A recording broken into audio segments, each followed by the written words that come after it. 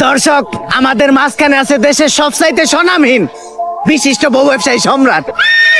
আমাদের লজ্জা শরম নাই, তাই আমরা বউ ইচ্ছা খাই। তো ভাই, আপনি কাকে ভাবিরে তো দেখতাছি না। আমরা একটু বাইরে গেছিলাম তো, আপনার ভাবি বোরকা পরা ছিল, তাই ওরে বোরকাটা খুইলে আসতে বলছি, কারণ বোরকা পরা অবস্থায় ইন্টারভিউ দিলে ইন্টারভিউতে ভিউ কম আসবো। তো দর্শক, আমাদের ভাবি পরহেজগার মানুষ, বাইরে গেলে বোরকা পরে, পর্দা করে। আরে ওই রকম কিছু না, আসলে বোরকা ছাড়া বাইরে গেলে সবাই ওরে চিনালায়, তারপরে গালাগালি করে। ওই তো চলে আসছে। ভাবি, আপনি আমার পাশে বসলেন যে? আর এই সমস্যা নাই, আমি কাপড় ব্লগারে বউ না, ভিডিওর বিয়ের জন্য আমি যাদের সাথে বসতে পারি, যাইতে তাই করতে পারি। বেবি, তুমি ওনার কোলে উঠে বসো, কোলে উঠে বসলে এই ইন্টারভিউটার ভিউ আরো বেশি হইবে। আরে না থাক, এত ভিড়ের দরকার নাই, আমরা ইন্টারভিউতে ফিরে যাই। তো আপনার কাছে আমার প্রথম প্রশ্ন, আপনি কিভাবে এই বউ ব্যবসা শুরু করলেন? দেয় নেই, বউ ব্যবসার যাত্রাটা এতটা সহজ ছিল না। আমি ছোটকাল থেকে ছিলাম একটা অকর্মা গাধা ব্যাককল। আমার ব্রেন ছিল